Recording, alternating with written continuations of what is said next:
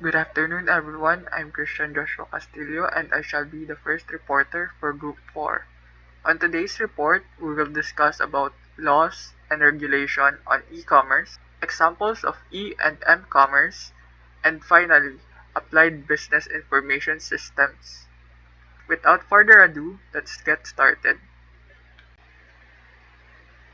Electronic commerce and mobile commerce have been a significant potential in the Philippines with its high level of mobile penetration, rapid uptake of mobile banking services, and strong encouragement of businesses processes outsourcing as a growth sector. As a growing sector, it requires regulation and laws to protect the consumers from any exploitative practices.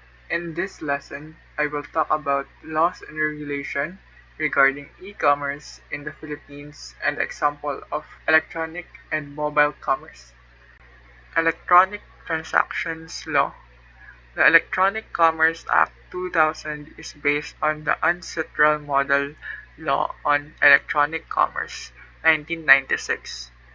It provides that no electric document or message shall be denied of legal effect because it is in electronic form, and it does not discriminate between different types of technology. The Act extends to the electronic data messages and documents created for both commercial and non-commercial purposes. The implementing rules and regulation of the Electronic Commerce Act 2000 provide extra clarification and further information on a number of key aspects of the Act.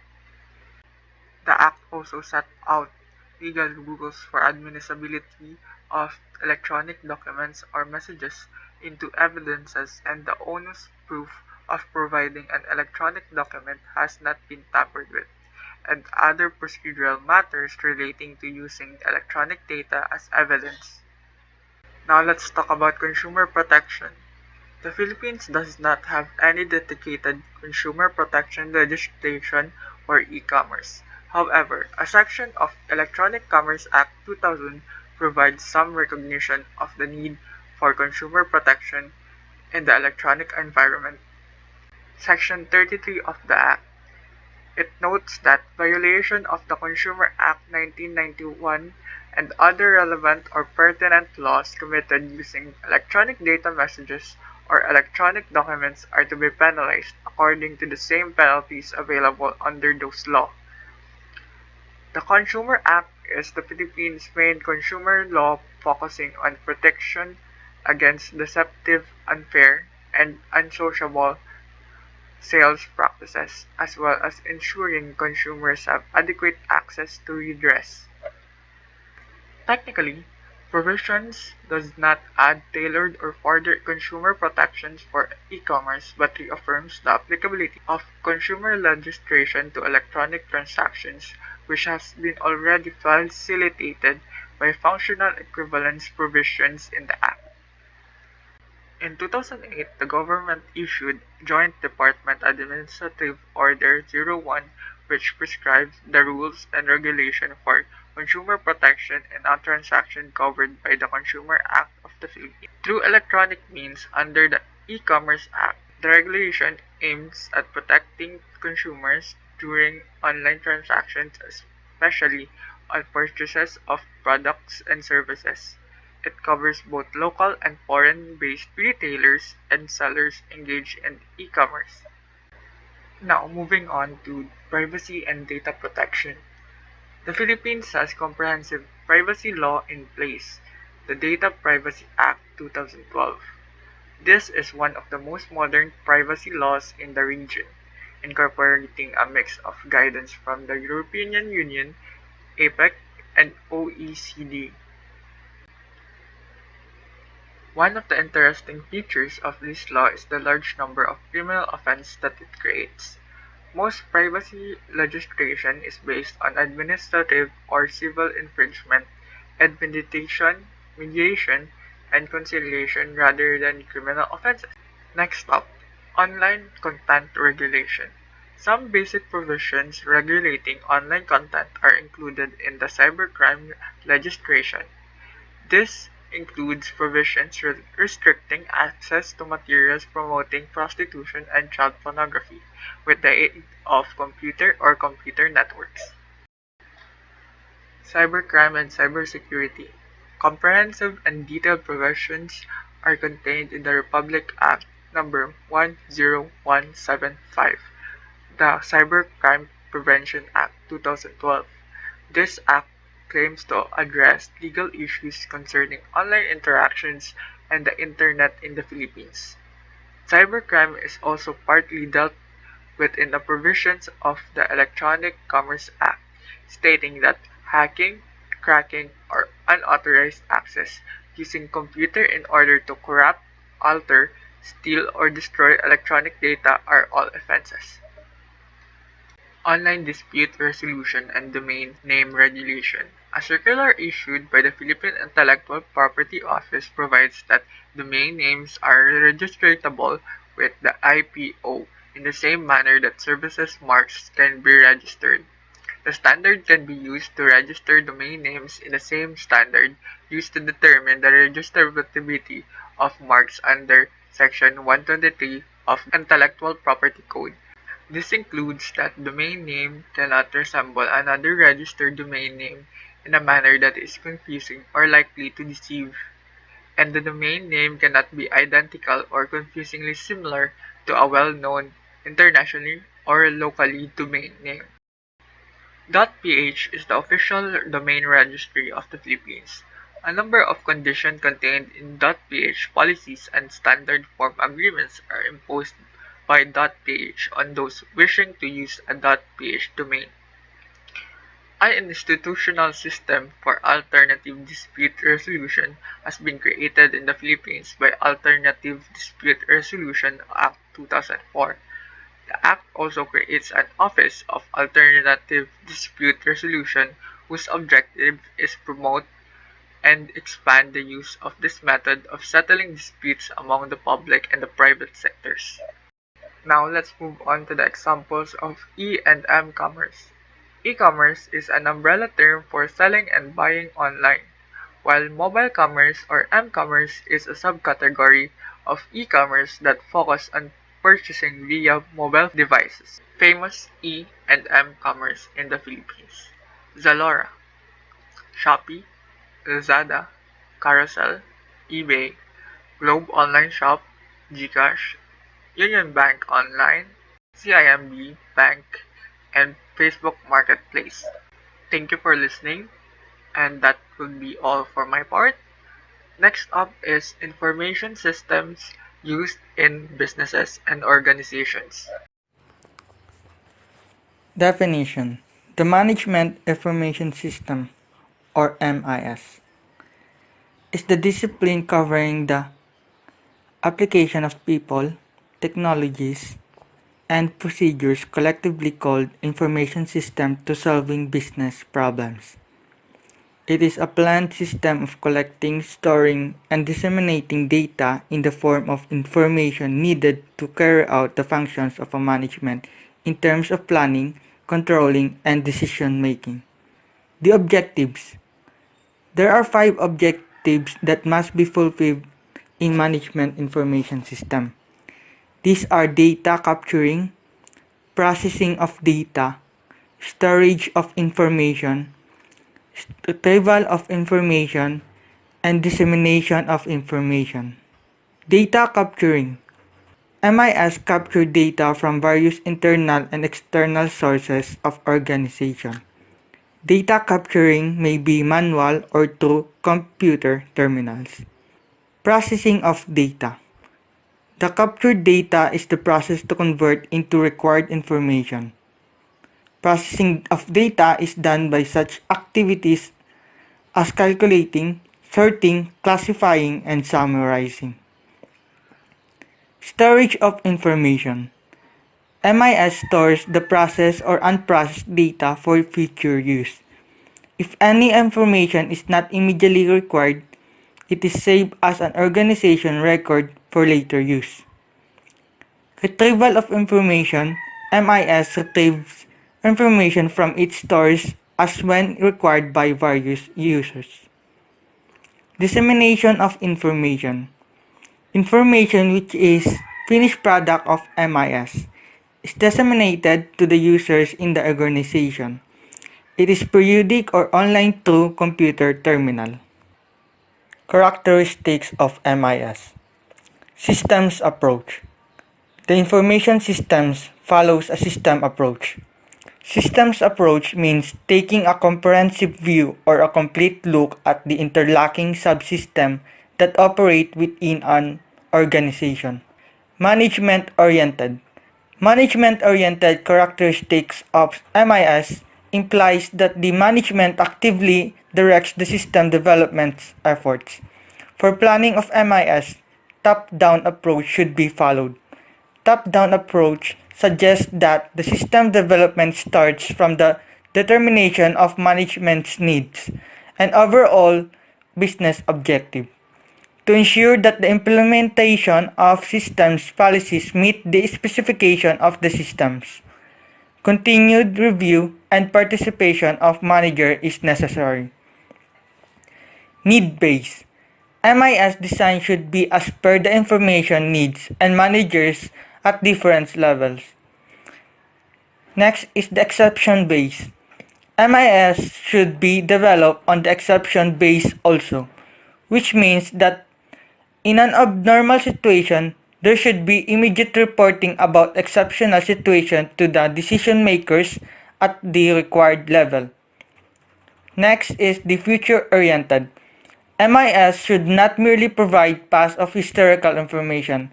Rather, it should provide information on the basis of future projections on actions to be initiated. Integrated integration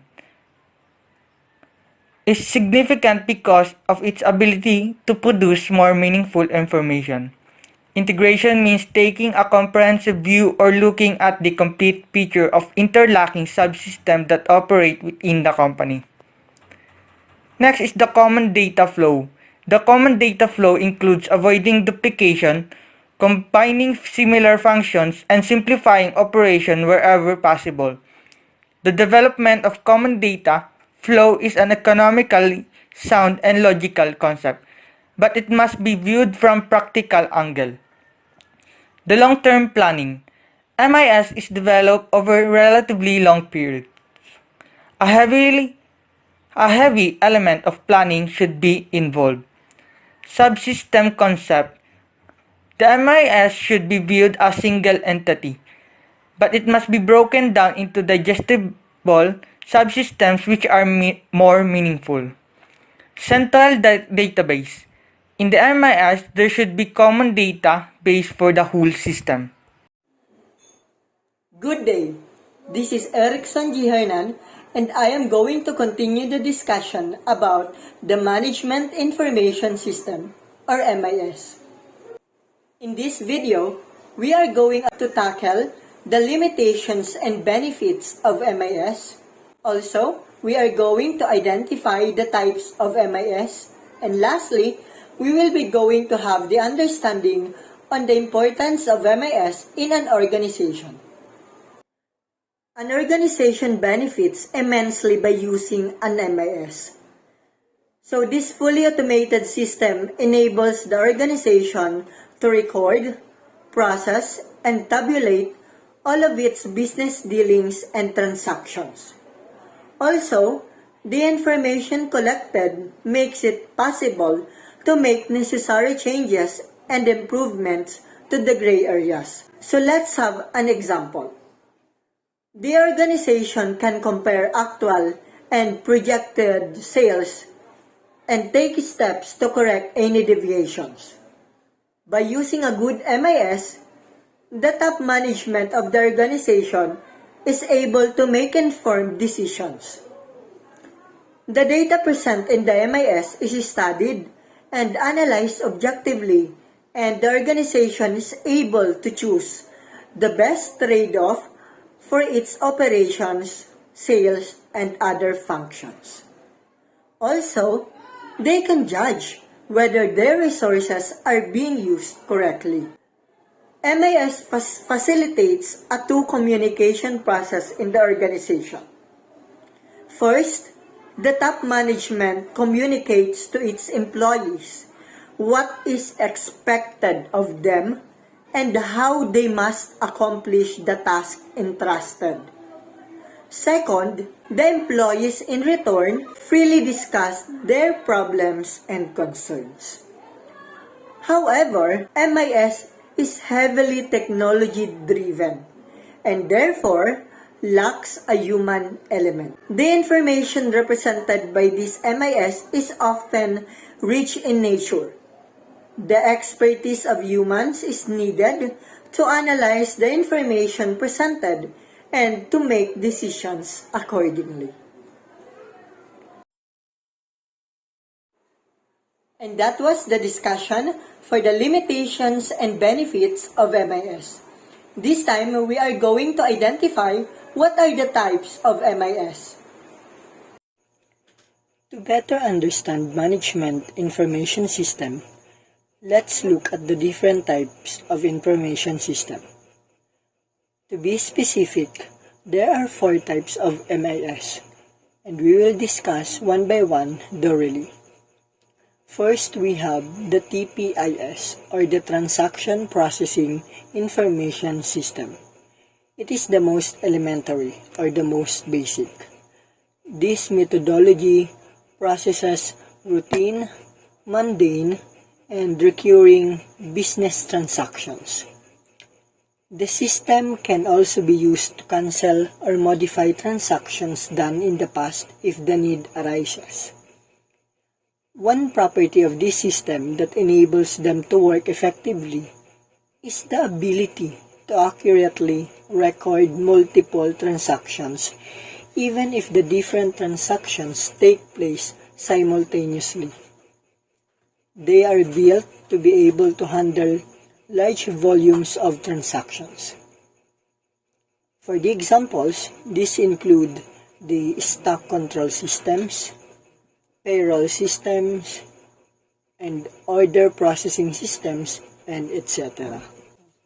Second, we have the OIS, or the Operations Information Systems. This gathers comprehensive data and tabulates it for operations managers to use and maximize their output and minimize the losses. Operations are recurring activities that generate income and increase value of organizational assets. So for examples, we have the production operations, supply, sales and marketing operations, and support operations, such those in areas of IS, or the Information System, accounting, and the HR. Third, we have the DSS, or the Decision Support System. So this system helps decision makers to make the best decisions by simply generating statistical projections from the analyzed data and compile information from several sources for purposes of aiding in decision making. So for example, we have the computer-supported cooperative work, group decision support system, logistic systems, and the financial planning systems. Lastly, we have the expert systems. So these represent one of the most advanced facts of information technology. That is, they aid people in some of the most complex and least understood human information handling tasks. So for example, decision making, problem solving, diagnosis, and learnings. The decision support systems and expert systems are the 2 types of MIS that is used by the top management for them to make informed and intelligent decisions. So these 2 types make extensive use of databases and modeling techniques. Alright, for us to easily recall the types of MIS, I created an abbreviation for it. So let's have the word TODE, or as in TODE. So this stands for T, Transaction Processing Information System, O, Operation Information System, D, Decision Support System, and E, Expert System. So that's it. Now, at this juncture, we are going to understand what are or what is the importance of MIS in an organization. Management steers the organization to achieve the organization's purpose by having the information necessary to make changes in resource allocation or personnel use. The management needs key indicators as to how the process is working. Let's have the comparison of the role of the MIS in our organization to the role of heart in our body. So the information represents the blood, and the MIS is the heart.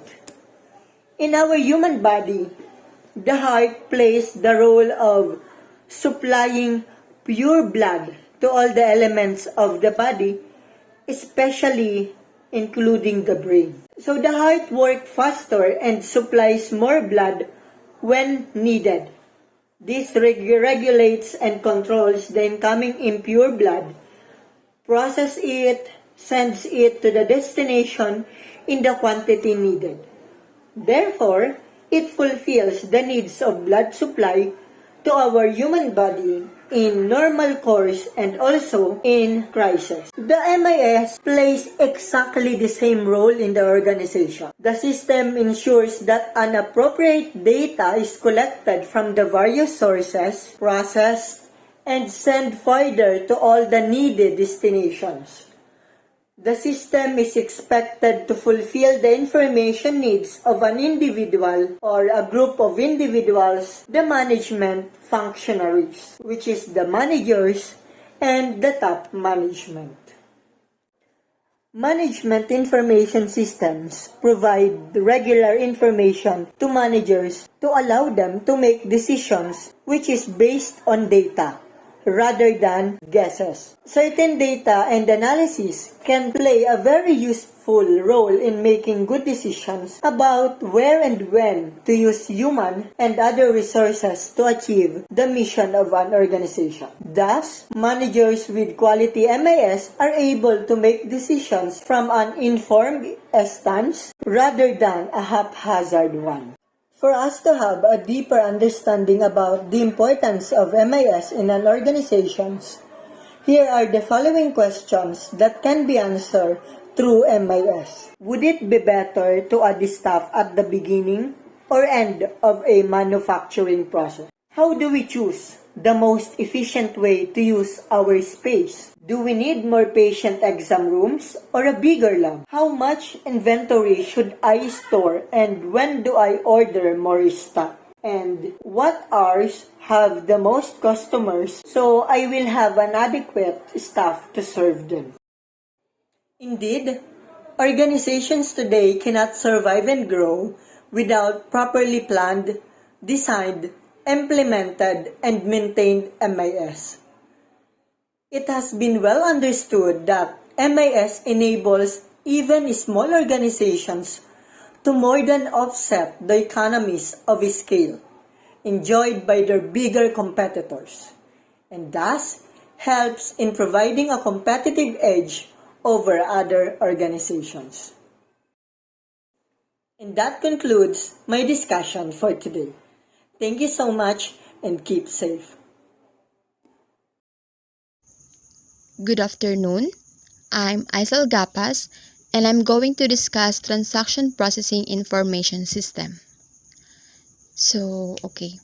Consider for a moment all of the activities that occur on a daily basis in an organization. As an example, consider a grocery store. Different items can easily be found in a single store. Customers come into the store throughout the day, choose a product, and pay for it at the checkout counter. items are constantly being taken from the stockroom and placed on the shelves by the staff. New shipments are ordered when the stock runs out. Also, customers come in to exchange items or return purchases.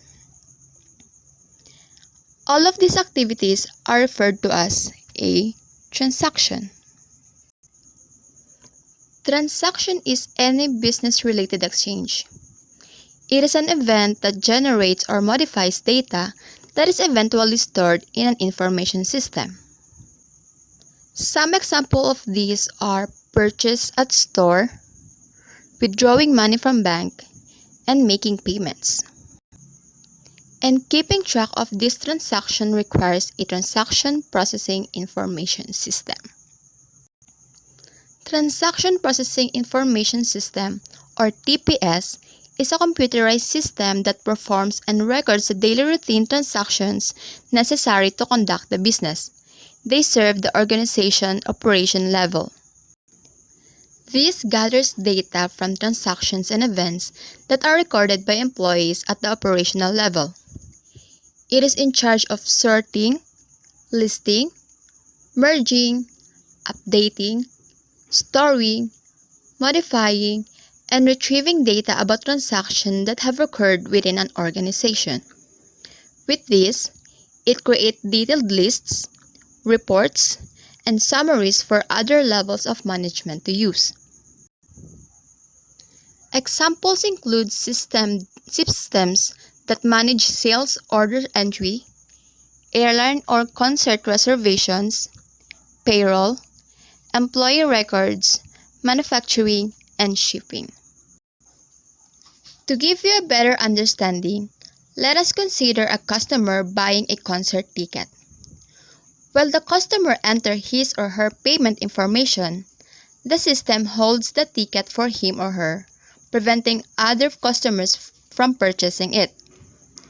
In short, the system is critical in ensuring that no two tickets are owned by the same person. From here, we can see how the Transaction Processing Information System works. The process on TPS are collect, store, modify, and retrieve. So let's go back to our previous example, the concert ticket. The system collects the payment information of a customer. The transaction data obtained is stored in an information system and processed or modified to ensure no other customers acquire the ticket. The processed data will be kept in the business database for future retrieval and use. However, the main processes are collecting and storage. It says that if TPS is used to record a sale and generate a receipt, the transaction data is collected at the point of sale terminal and then stored using online database. As a result of processing a transaction, an organization's records are updated to reflect the new conditions that existed at the time of the previous processed transaction. To fully understand this concept, let us consider the example of the grocery store earlier in the part of introduction. A customer purchases a product and pays for it at the cash register. A sale transaction is created for this event. However, it does set off other events. To begin with, the amount of money in the cash register has just increased. Second, the specific commodities inventory has decreased by 1. These transactions are logically linked because they take place on the same day, at the same time, and with the same item. Because one cannot exist without the other, linking the transactions improves the data consistency. The amount of cash in the register cannot increase unless a transaction occurs. Many other systems in an organization, such as management information systems and decision support systems, benefit from transaction processing. These other systems are built on the foundation of a TPS. A TPS keeps track of our routine operations but does not help with decisions making. For example, in the case of bank account, a TPS keeps track of all the events associated with a single account: deposits, withdrawals, transfers, fees, interest paid, and etc. This provides a good description of the account activity. Let's say a customer asks for a car loan. The account activity is useful information, but it is insufficient for the bank to make a car loan decision. This requires combining data from various sources and analyzing the customer's financial profile. Thus, TPS is not always used in events to make decisions. So now, let's discuss the characteristics of TPS. We have rapid response, reliability, inflexibility, and controlled processing. Rapid response. It is crucial to have a quick performance and a quick response time. Customers cannot afford to be kept waiting for a TPS response. The time it takes from the transaction's input to the output's production must be a few seconds or less.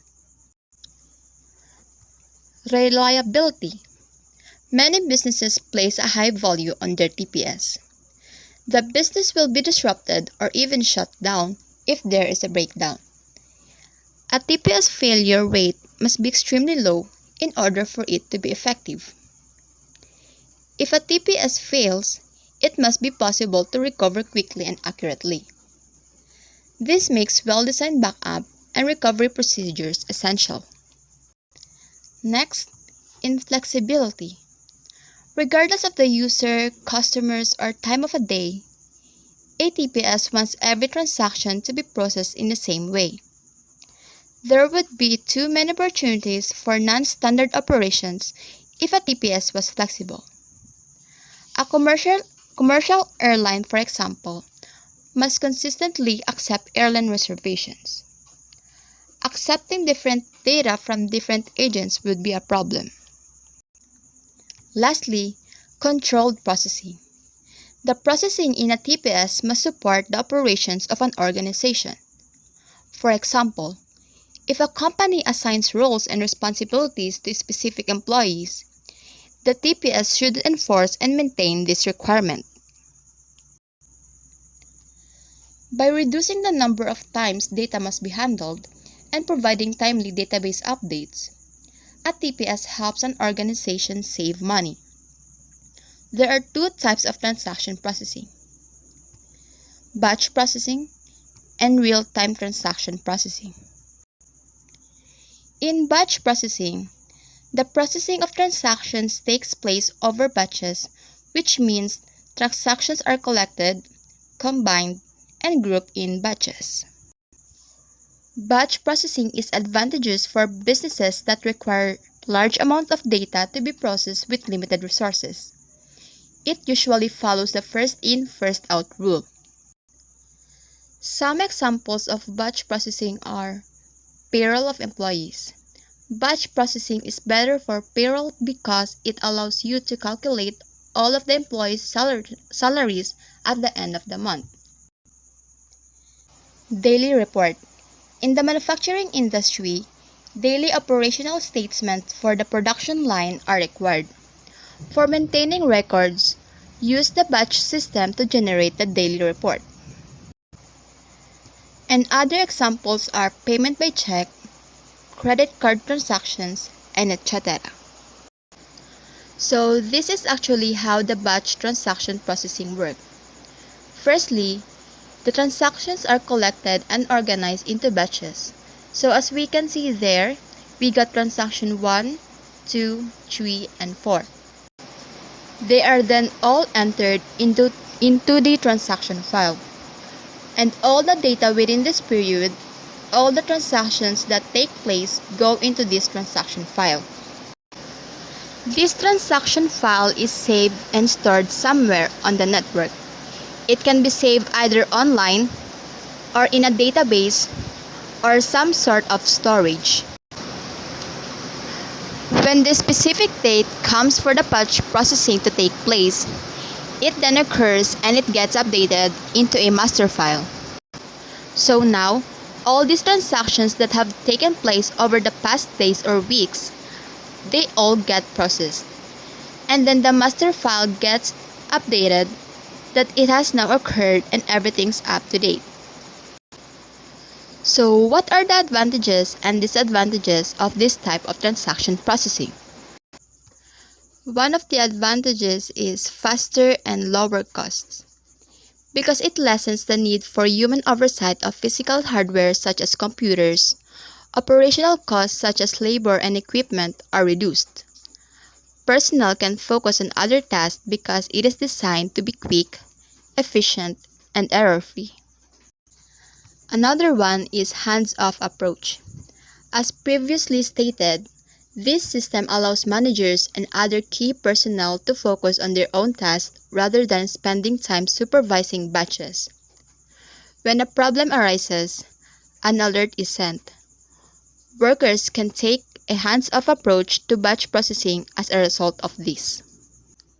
Lastly, fully automated process. It is an automated process, and the exact same thing happens with each transaction.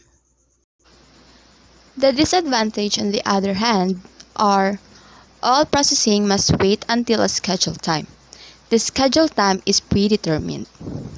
There is a delay in the process. Because this transaction occurs at a specific time, it could take up to a week for the transaction to be recorded. And the other one is, error cannot be corrected during processing and will incur wasted time and cost. If there are errors, you will wait until the batch process is completed, which could take several hours because so much data is processed at once. So that is all for my discussion po. Thank you. The second and the last type of transaction processing is the real-time processing. It is the immediate processing of data. It provides instant confirmation of transaction but does not require access to an online database. This type of transaction processing information system involves immediate processing and updating of an online database and requires the usage of terminals, workstations to enter data and display the result of the TPIS. Furthermore, there are a large number of users who are simultaneously performing transactions that changes the data. Examples of real-time processing is first airline reservation system. So you can reserve flights whether on an actual or an online booking. So when you reserve, the database will be updated and that seat will be reserved on your name. Another example of real-time processing is the banking system. This is the most common example of banking system, as when you deposit or you withdraw, that transaction will be automatically recorded on your account. Next is two main concerns of real-time processing. First is concurrency.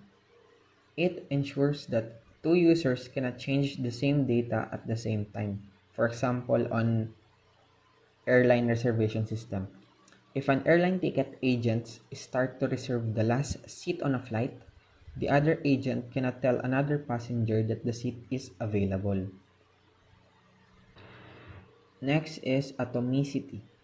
It ensures that all of the steps involved in a transaction is completed successfully as a group.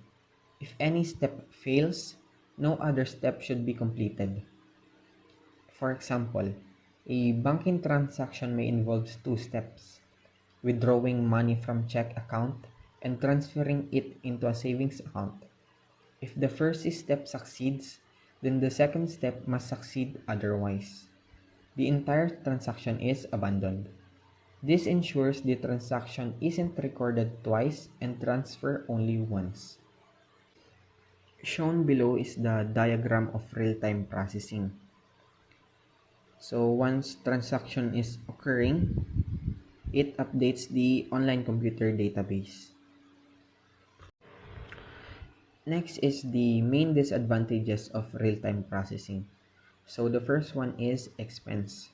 So it incur more expense than the first type of transaction processing.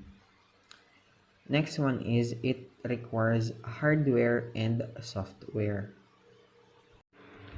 Now the difference between real-time and batch processing. First is each transaction in real-time processing is unique. Transactions are standalone.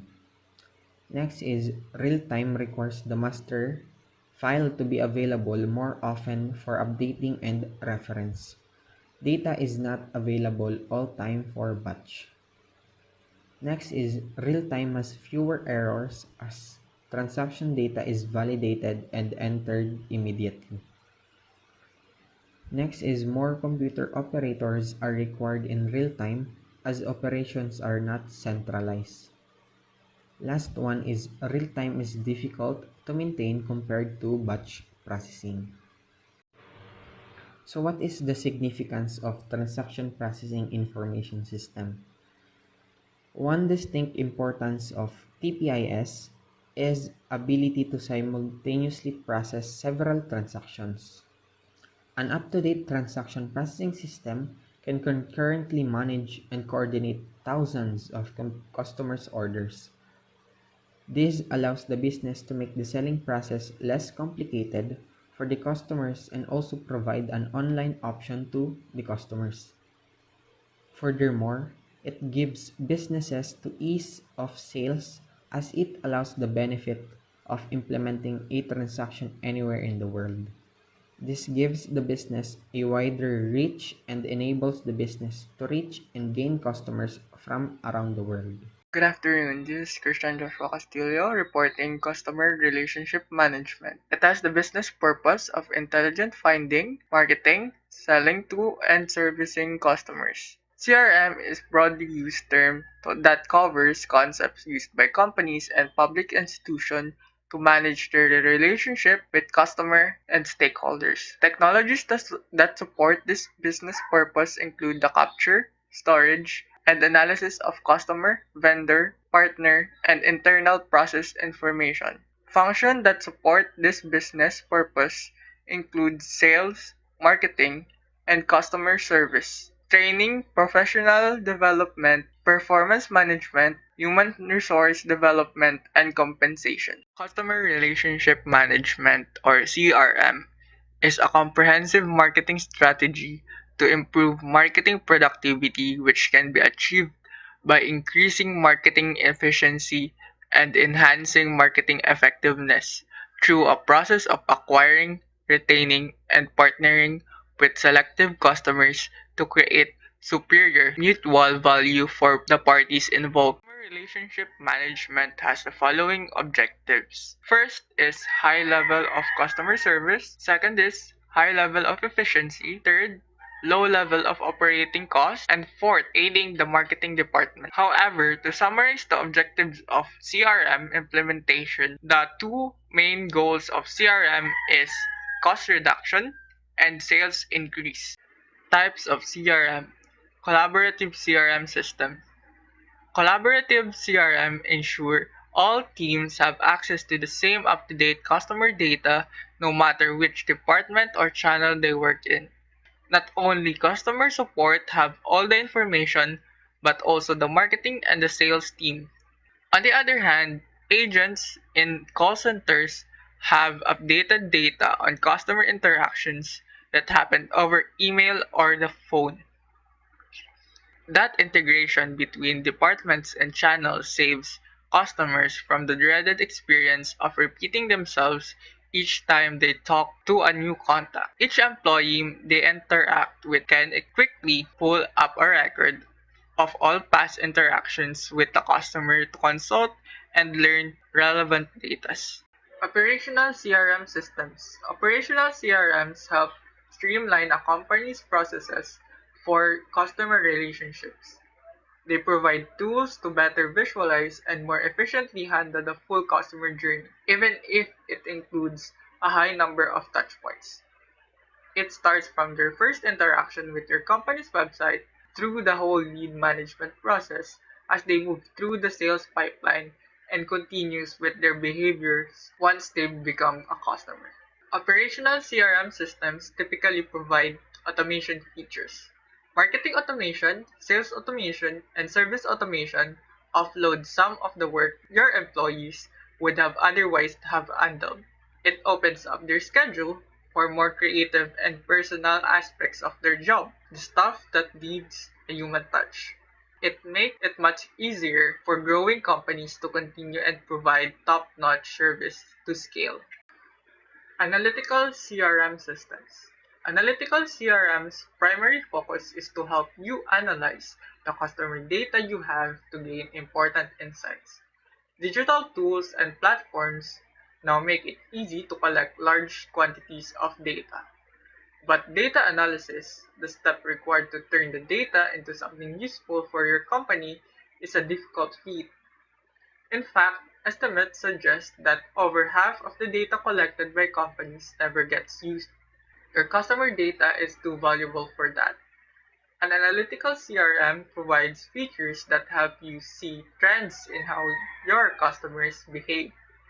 With that information, you can better understand what steps lead most successful to sales, which increase customer retention, and what the most common customer problems are.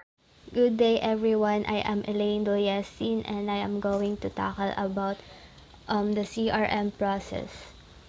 So the CRM process is defined as any group of action that is instrumental in the achievement of output of an operation system in accordance with a specified measure of effectiveness. As an example, there will be two kinds of CRM process models that will be discussed in this lesson: the IDIC model and the QCI model. So let us first understand IDIC model. So this model was developed by Peppers and Rogers in year 1995. This model suggests that companies should take four actions in order to the building, keeping, and retaining the long-term one-to-one relationships with customers. So the first stage of this model is to identify your customers as individuals and let them feel you know them. So it is important to know your customers, their identity, needs, wants, and preferences, and it also involves building a deep understanding of them. It is not only necessary to know about your customers, but you have to know more about them so that you can easily understand them and serve them profitably. This helps to curate new products and strategies oriented towards customers and build a relationship with them for a longer time. Second, to meet customer expectations, it is important to differentiate customer based into value and need. So first, differentiate your customers by their value to the organization. Differentiate your customer to identify which customer is generating most value now and which offer most for the future. So it helps to identify how much time a customer spends on the business and their purchase value that matters to your business because of the revenue that you are generating from particular set of customers would make you take approaches towards satisfying them. And it also helps to identify customers that are loyal and should be focused on. And the next one is to differentiate your customers by their needs from the organization.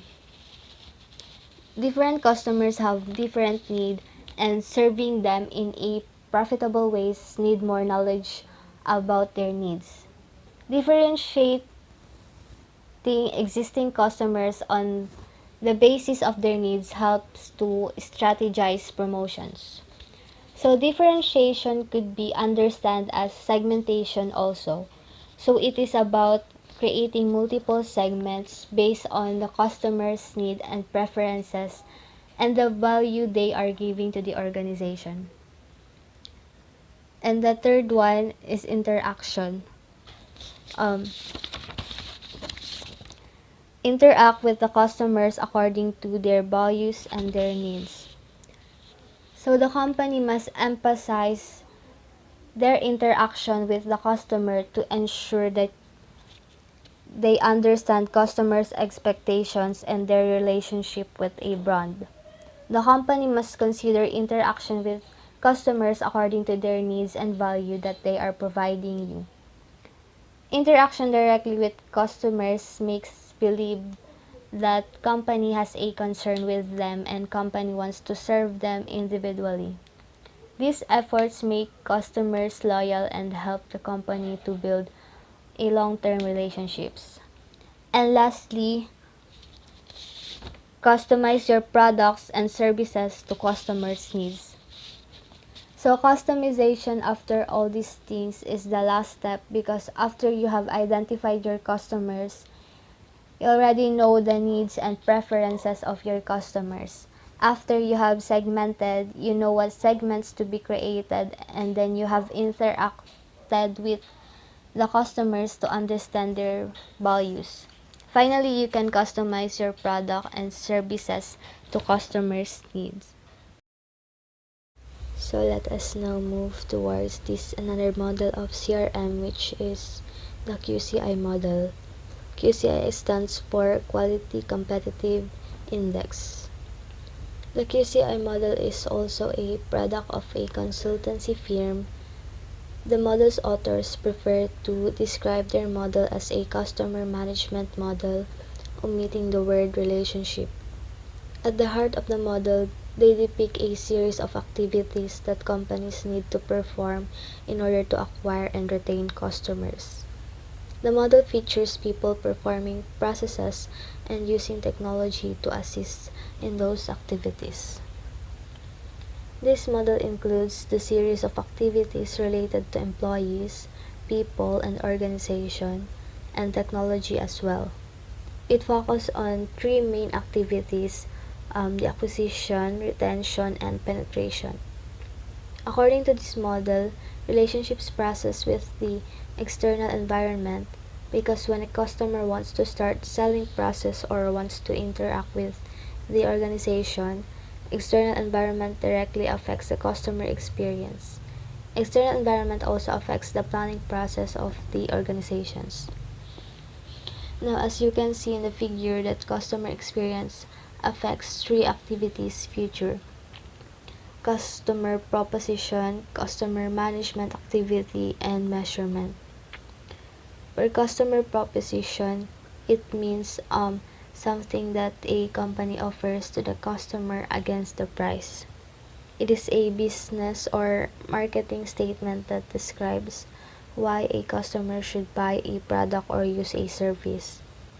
It includes processes that can attract new customers, which depends upon the evaluation of the needs of the customers. The second one is the customer management activity. This element has three subcategories of activities governed by efficiency in all. The first one is acquisition. It includes targeting of customers and getting to know their needs for developing products and services. The next one is penetration. This includes understanding the customers through the collection of information which can be processed to understand how to best create a valuable customer base.